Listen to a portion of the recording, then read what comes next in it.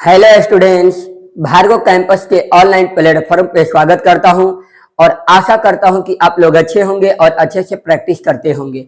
आज मैं आप लोगों को रेलवे के लिए बैच लेके आए हैं। रेलवे में जो आरआरबी टेक्नीशियन और एएलपी की वैकेंसी आई है, रेलवे ड्राइवर, आपकी आरआरबी टेक्नीशियन और आरपीएफ, ये रेलवे से रिलेटेड जितनी साइंस आती है उस साइंस के लिए मैं आप लोगों को इम्पोर्टेंट टॉपिक लेके आते रहूंगा, जिससे आपका डायरेक्ट एग्जाम में क्वेश्चन फंसे। क्योंकि देखिए, हमको ज्यादा विद्वान बनने की जरूरत नहीं है, हमको वही क्वेश्चन करना है जो एग्जाम में बार बार रिपीट होती है, उसी से रिलेटेड हम लोग पढ़ेंगे। और मैथ का भी क्वेश्चन हम लोग पूरा डीपली नहीं जाएंगे, हमको वही क्वेश्चन पढ़ना जो डायरेक्ट एग्जाम में बने। तो मैथ का भी क्वेश्चन मैं आप लोगों के बीच लेते आऊंगा, साइंस का भी, रीजनिंग का भी और स्टैटिक जीके का भी। साथ में हम रेलवे का तैयारी करते हैं और देखते हैं, बहुत बेहतरीन तैयारी करेंगे कि जिससे ज्यादा से ज्यादा क्वेश्चन आपसे बन सके।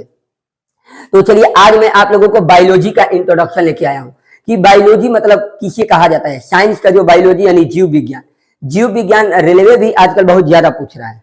कम से कम 5 से 10 नंबर के बीच में रेलवे साइंस का क्वेश्चन बायोलॉजी में से पूछ रहा है और बहुत डीपली चला जा रहा है कभी कभी साइंस में। तो चलिए देखते हैं कि बायोलॉजी पहले किसे कहा जाता है, क्योंकि बायोलॉजी के इंट्रोडक्शन से भी क्वेश्चन आ जाता है। तो चलिए आइए देखते हैं। देखिए, बायोलॉजी को हिंदी में बोलते हैं जीव विज्ञान। क्या बोलते हैं? जीव विज्ञान। देखिए, बायोलॉजी मीन्स क्या होता है? लिविंग्स। बायोलॉजी का देखो, बायो का अर्थ क्या होता है, पहले बायोलॉजी किसे कहते हैं पहले हम यह समझ लेते हैं कि बायोलॉजी होता क्या है। देखिए, ये बायो जो टर्म बना है, देखो हम यहाँ लिखे हैं बायो।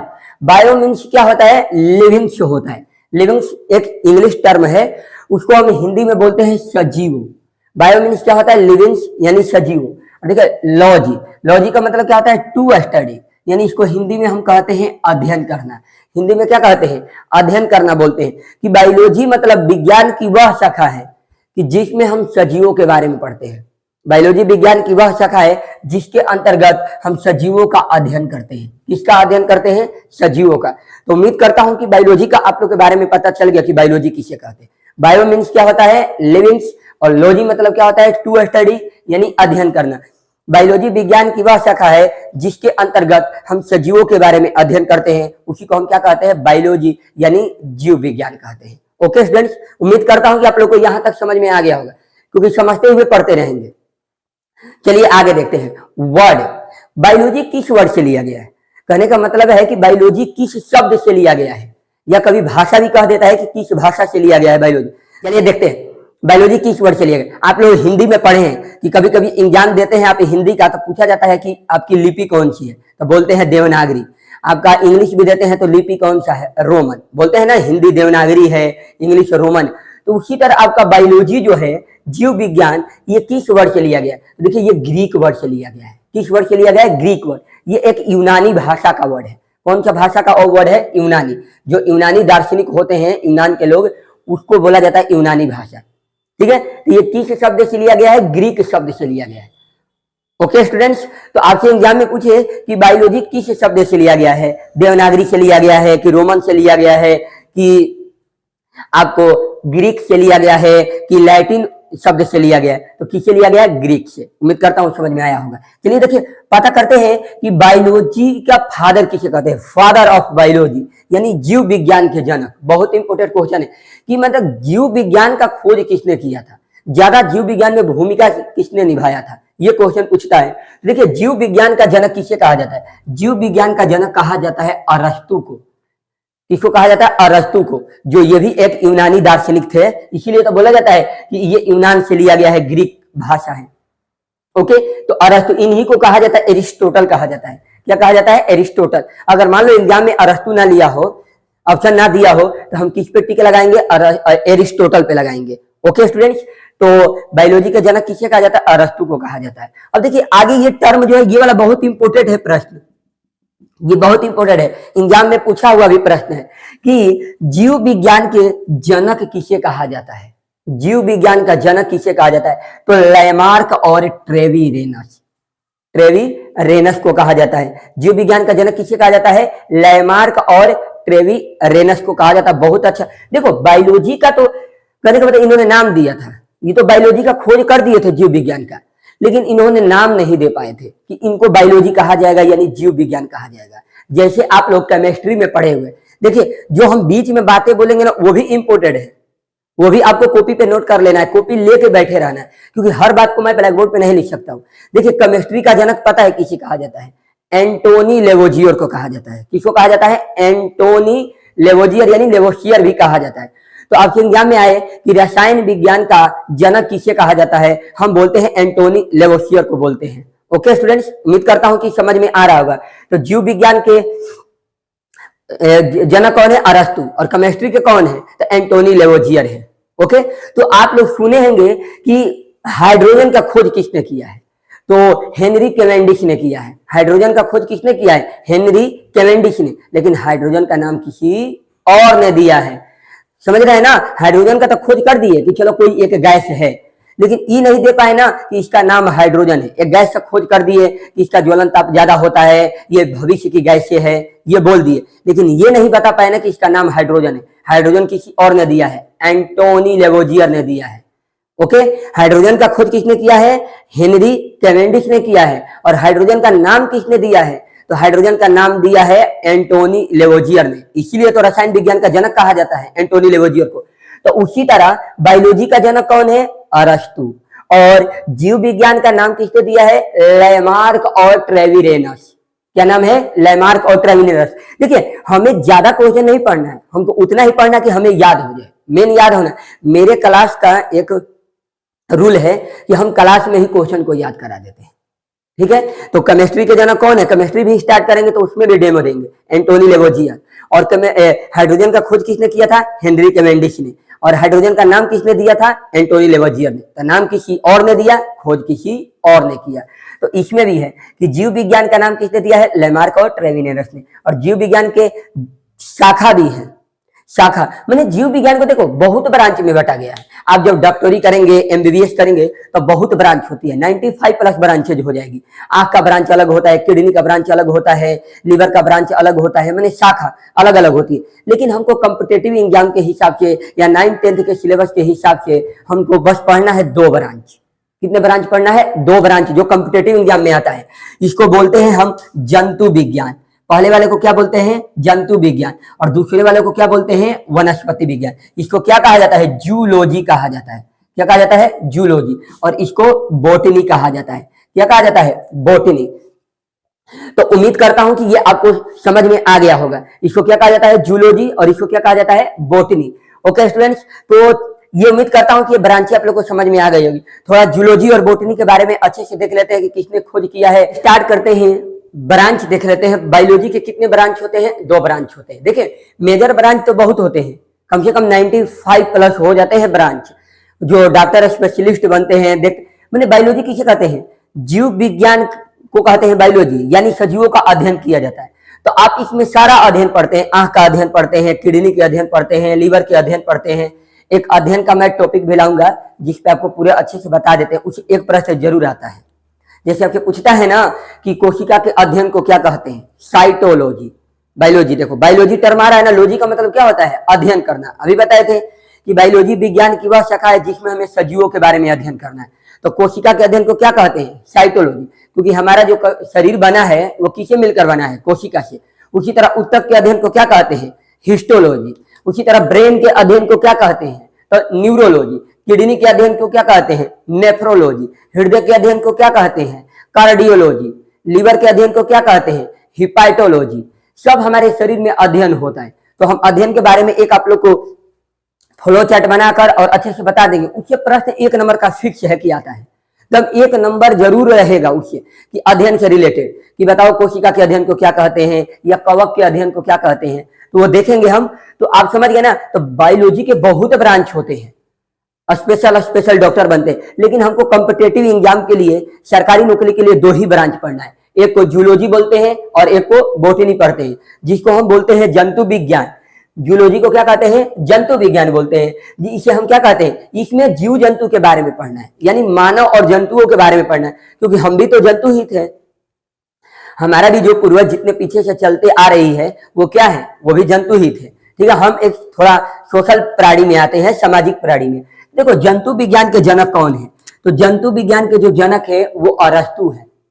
इसीलिए तो अरस्तु को कहा जाता है जीव विज्ञान का भी जनक। क्या कहा जाता है? जीव विज्ञान का जनक। तो इन्होंने जंतु में ज्यादा इनका योगदान है। इसलिए इनको जीव विज्ञान का भी जनक कह दिया जाता है। और साथ में देखिए, एक होती है दूसरी ब्रांच आपकी होती है बोटनी, और पहली ब्रांच है आपकी जूलॉजी यानी जंतु विज्ञान। बोटनी का मतलब क्या होता है? वनस्पति विज्ञान। हमको इसमें पेड़ पौधों के बारे में पढ़ना है। किसके बारे में पढ़ना है? पेड़ पौधों के बारे में। तो देखिए, पेड़ पौधों के ज्यादा स्टडी किसने किया था, ज्यादा अध्ययन किसने किया था पेड़ पौधों पर? तो एक साइंटिस्ट है, उनका नाम है थियोफ्रेस्टस। क्या नाम है? थियोफ्रेस्टस नाम है। बहुत इंपॉर्टेंट क्वेश्चन है, ये पूछा हुआ प्रश्न है, ये तो सभी को याद है कि जंतु विज्ञान के जनक कौन है? अरस्तु है। जंतु विज्ञान के जनक कौन है? अरस्तु है। और बोटनी के जनक कौन है? बोटनी के जनक है थियोफ्रेस्टस है। ठीक है ना, थियोफ्रेस्टस। अब देखिए, जनक क्यों कहा जाता है? क्योंकि इन्होंने कोई ज्यादा योगदान किए होंगे। तो इन्होंने, देखिए, अरस्तु ने एक बुक लिखे थे, पूछा भी प्रश्न है, the Historia of animalia. Animalia मतलब एनिमल, इसमें क्या आ रहा है? एनिमल। देखो, एनिमेलिया आ रहा है ना टर्म, एनिमेलिया। तो एनिमल का मतलब क्या होता है? जंतु। तो उन्होंने जंतुओं का अध्ययन करने के लिए उन्होंने एक बुक लिख दिया था, पूरा उसमें इसके बारे में लिखा हुआ है, द हिस्टोरिया ऑफ एनिमेलिया। अगर आपसे एग्जाम में प्रश्न आया हुआ भी, पूछा हुआ प्रश्न है, ये आपसे पूछा हुआ प्रश्न है कि पूछेगा कि the Historia of animalia book किस साइंटिस्ट का लिखा हुआ है? तो अब क्या बताएंगे? अरस्तु का लिखा हुआ है। किसने लिखा है? अरस्तु का। दम ऐसे ही लिख देगा, द हिस्टोरिया ऑफ एनिमेलिया पुस्तक किसने लिखा है? तो हमने क्या बताएंगे? अरस्तु बताएंगे। भूलना नहीं है बिल्कुल, दम एक एक कंसेप्ट को दम याद कर लेना है, क्योंकि सारा इंपोर्टेंट मैं प्रश्न करा रहा हूं, एनिमेलिया होता है। तो अब देखिए, चिकित्सा विज्ञान के जनक कौन है? तो चिकित्सा विज्ञान के जनक, अब देखिए इसमें हम चिकित्सा विज्ञान भी दे दिए, साथ में ये भी प्रश्न पूछा हुआ है तो मैंने ऐड कर दिया है कि चिकित्सा विज्ञान के जनक कौन है? तो हिपोक्रेट्स है। कौन है? हिपोक्रेट्स। जंतु विज्ञान के जनक अरस्तु, वनस्पति विज्ञान के जनक थियोफ्रेस्ट, जिसे हम कह, किताब इन्होंने भी एक किताब लिखा है। इस किताब का क्या नाम है? The Historia of plantarum. The Historia of plantarum. इन्होंने पौधे के बारे में इन्होंने एक बुक लिखे थे, उन्हीं बुक को बोलते हैं द हिस्टोरिया ऑफ प्लांटेरम। तो समझ में आ रहा होगा ये बातें। इसी में से कम 4-5 प्रश्न आपका बन गया। आप बोलेंगे सर जी आज प्रश्न क्या कराए हैं? तो देखो, पहला प्रश्न सुनो ध्यान से, नोट करते जाओ। पहला प्रश्न क्या है कि जंतु विज्ञान के जनक कौन है? अरस्तु, पहला प्रश्न। दूसरा प्रश्न क्या है? द हिस्टोरिया ऑफ एनिमेलिया पुस्तक किसने लिखा है? तो क्या बताएंगे? अरस्तु ने लिखा है। अब अगला तीसरा प्रश्न देखो, बोटनी के जनक कौन है? तो बोटनी के जनक है थियोफ्रेस्टस, जिसे हिंदी में वनस्पति विज्ञान बोला जाता है। यानी इसमें हम पेड़ पौधों के बारे में पढ़ते हैं। किसके बारे में? पेड़ पौधों के बारे में, क्योंकि ये भी जीव है। तो वनस्पति विज्ञान के जनक कौन है? थियोफ्रेस्टस है। और देखिए, इन्होंने भी एक किताब लिखा था, द हिस्टोरिया ऑफ प्लांटेरम। देखिए, कुछ लोग कहते होंगे कि सर आप बहुत तेज मैंने पढ़ा रहे हैं। तो देखिए, मैं तेज तो पढ़ा रहा हूं, क्योंकि एग्जाम भी सर पे है आपका, जल्दी एग्जाम हो जाएगा।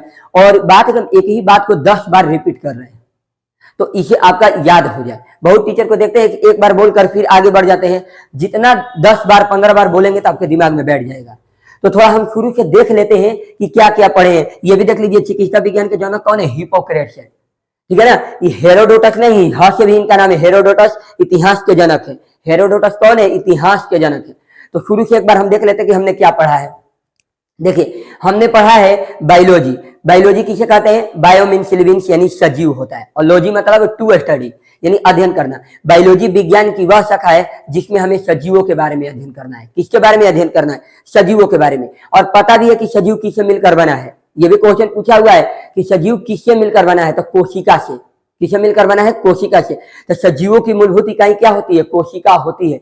देखो, छोटा छोटा भी प्रश्न एग्जाम में आ जाता है, इजी प्रश्न भी दे देता है, लेकिन बच्चे नहीं बना पाते हैं, क्योंकि पढ़े रहेंगे तभी तो बनाएंगे। तो याद रखना, सजीव जो होते हैं वो सबसे छोटी इकाई क्या होती है? तो कोशिका होती है। और पदार्थ की सबसे छोटी इकाई क्या होती है? परमाणु।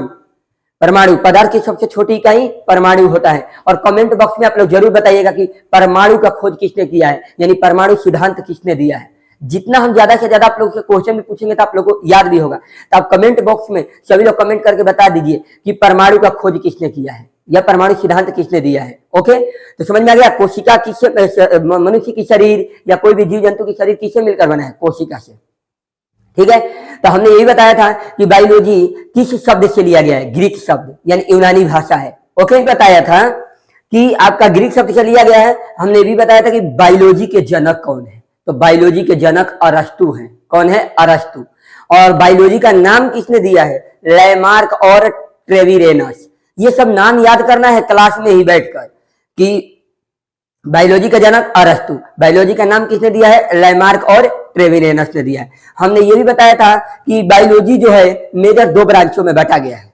मैंने कॉम्पिटिटिव एग्जाम के हिसाब से 2 ही ब्रांच पढ़ेंगे, यानी शाखा। एक को बोलते हैं जूलॉजी और एक को बोलते हैं बॉटनी। एक को बोलते हैं जंतु विज्ञान हिंदी में और इसको वनस्पति विज्ञान। इसमें जीव जंतु के बारे में पढ़ेंगे जूलॉजी में, और बॉटनी में पेड़ पौधों के बारे में।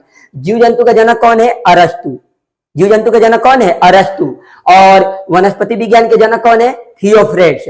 और किताब इसने लिखा थे, मैंने साइंटिस्ट जो है अरस्तु एक किताब लिखे हैं। इस किताब का नाम है the Historia of animalia. The Historia of animalia, याद हो गया ना? The Historia of animalia. और थियोफ्रेट्स ने एक किताब लिखे थे the Historia of plantarum. The Historia of plantarum. अब देखिए, एक हम लिख दिए हैं यहाँ पे चिकित्सा विज्ञान। ये भी पूछा हुआ प्रश्न है कि चिकित्सा विज्ञान यानी मेडिसिन, जो मेडिसिन दवा बनाते हैं यानी जो ट्रीटमेंट करते हैं, उससे रिलेटेड ये प्रश्न पूछा हुआ कि चिकित्सा विज्ञान के जनक कौन है? तो कौन है? हिपोक्रेट्स है। कौन है? हिपोक्रेट्स। हिपोक्रेट्स। तो उम्मीद करता हूं कि इतना आप लोगों को समझ में आ गया होगा। बिल्कुल। तो आइए देख लेते हैं कि बायोलॉजी का मतलब सिलेबस क्या है, बायोलॉजी में हमें क्या क्या पढ़ना है, कितना इंपोर्टेंट है कि ये सिलेबस क्या है। ये जंतु विज्ञान की है और ये बॉटनी के है। मैं वही सिलेबस ऐड किया हूं इसमें कि जो ज्यादा इंपोर्टेंट हो, क्योंकि आप बायोलॉजी पूरा पढ़ना चाहेंगे, हमको तो डॉक्टर बनना नहीं है। हमको वही प्रश्न है कि हमारे शरीर के बारे में थोड़ी सी जानकारी मिल जाए। इसके लिए सिलेबस दे दिया जाता है हर क्षेत्र में। और कोई कहेगा सर रेलवे में बायोलॉजी की क्या जरूरत है? अरे थोड़ा अपने शरीर के भी बारे में जानना जरूरी है। मान लीजिए कहीं जॉब कर रहे हैं तब कि शरीर में कोई प्रॉब्लम आ जाए, ये क्या होता है, ये क्या होता है, तो आपको समझना जरूरी है। ओके, तो चलिए देखते हैं जंतु विज्ञान का सिलेबस।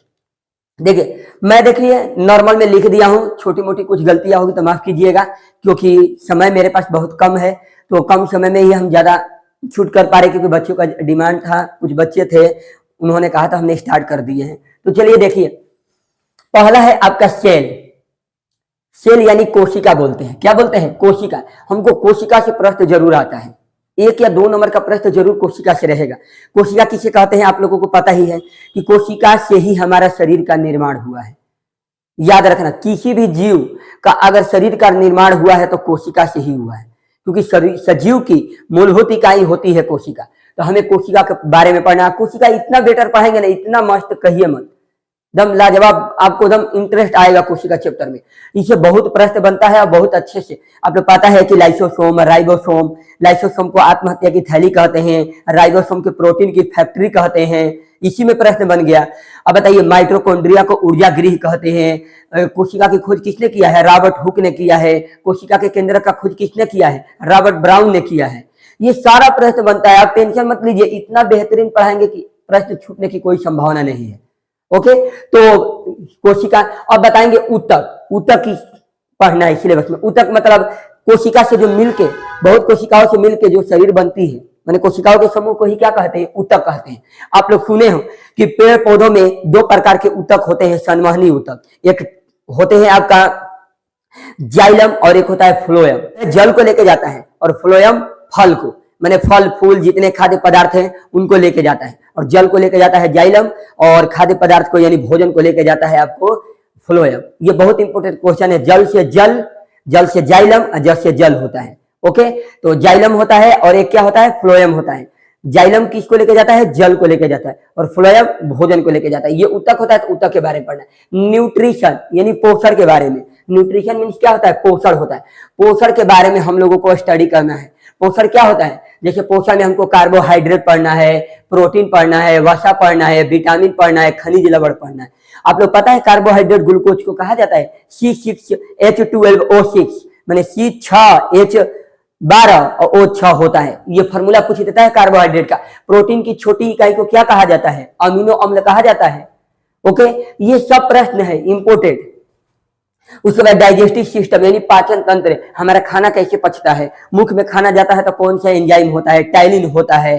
पेट में जाता है तो कौन सा एंजाइम होता है? पेप्सिन और रेनिन होता है। ये सब एंजाइम का आप लोग नाम सुने हुए हैं। मुख में एंजाइम होती है, एमाइलेज एंजाइम होती है। ओके स्टूडेंट्स, तो ये पाचन तंत्र के बारे में पढ़ना, कैसे भोजन का पाचन होता है।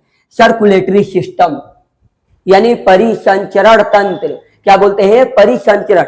यानी हमारे शरीर में एक जगह से दूसरे जगह कैसे भोजन जाता है, कैसे गैसें जाती है, वो परिवहन, परिसंचरण। जैसे ब्लड एक जगह से दूसरे जगह जाता है तो हमें परिसंचरण तंत्र में ब्लड के बारे में पढ़ना है, हार्ट के बारे में पढ़ना है, ब्लड वेसल्स के बारे में पढ़ना है। हार्ट का मतलब क्या होता है? हृदय के बारे में पढ़ना है। और रुधिर वाहिकाएं के बारे में पढ़ना है, धमनी और शिरा। हमारे शरीर में बहुत धमनी और शिरा होती है। तो सर्कुलेटरी सिस्टम, परिसंचरण तंत्र में 3 अंग के बारे में पढ़ना है। एक खून के बारे में पढ़ना है, और एक हृदय के बारे में पढ़ना है, और एक रुधिर वाहिकाएं जिसको धमनी और शिरा बोलते हैं। आप नॉर्मल भाषा में नस बोलते हो, जो ग्रीन और रेड आपको दिखाई देते रहता है। उसके बाद देखिए रेस्पिरेटरी सिस्टम, रेस्पिरेटरी सिस्टम यानी श्वसन तंत्र। श्वसन तंत्र के बारे में पढ़ेंगे कि लंग्स यानी फेफड़ा के बारे में। तंत्र, ये शब्द हम बताएंगे कि तंत्र किसे कहा जाता है।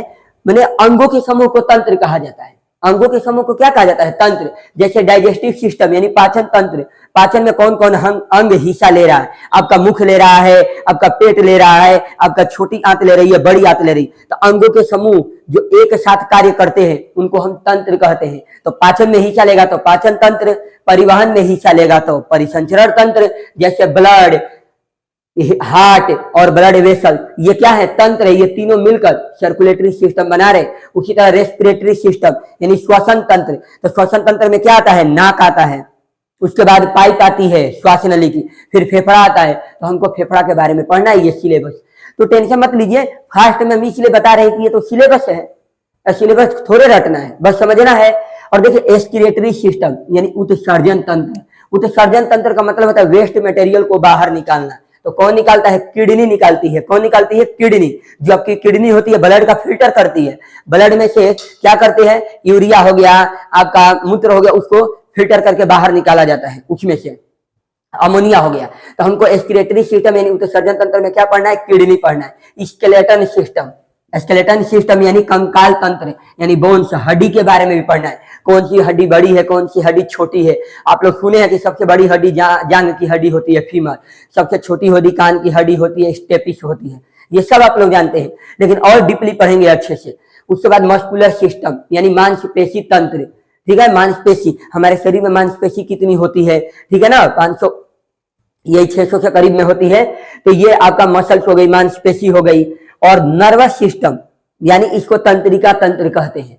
इसमें पढ़ना है ब्रेन के बारे में। ब्रेन से रिलेटेड क्वेश्चन पूछता है सब। मैंने ब्रेन में आपका होता है हाइपोथैलेमस होता है, सेरेब्रम होता है, सेरेबेलम होता है, मेडुला ऑब्लंगाटा होता है, पोन्स होती है, पिट्यूटरी ग्लैंड भी होती है ब्रेन में। तो ये सब ब्रेन के बारे में पढ़ना है, मांसपेशी तंत्र के बारे में। ओके, फिर ब्रेन यानी मस्तिष्क यानी न्यूरॉन सिस्टम के बारे में पढ़ना है। अब देखिए रिप्रोडक्शन। रिप्रोडक्शन का मतलब प्रजनन, अपने जैसे जाति को जन्म देना, अपने जैसे जाति को, अपने वंश को आगे बढ़ाना, अपने जैसे जाति को जन्म देना, यानी प्रजनन के बारे में पढ़ेंगे। मेल में कौन सी प्रजनन तंत्र होती है, फीमेल में कौन सा अंग होता है, ये सब पढ़ना है। हार्मोन जानते हैं ना कि मेल में होती है शुक्राणु होती है, हार्मोन भी होती है, और फीमेल में अंडाणु होती। तो हमको प्रजनन के बारे में पढ़ना है। और इसी में एक और आ जाता है, आपका नहीं लिखे हैं, जिसको एनिमल किंगडम कहा जाता है। एनिमल किंगडम, एनिमल किंगडम, ठीक है, जिसे हम जंतु जगत कहते हैं। मैंने जंतु के बारे में पढ़ना, क्लासिफिकेशन करना है। चलिए तो हम प्लांट के बारे में देख लेते हैं। प्लांट में क्या पढ़ना है? पादप वर्गीकरण, प्लांट क्लासिफिकेशन। प्लांट का क्लासिफिकेशन कैसे हुआ है इसके बारे में पढ़ना है। कितने प्रकार के प्लांट होते हैं, थैलोफाइटा, ब्रायोफाइटा, ये सब का नाम सुने हैं, टेरिडोफाइटा। ये बहुत बड़े प्लांट होते हैं, छोटे प्लांट होते हैं, सब प्लांट का क्लासिफिकेशन पढ़ना है।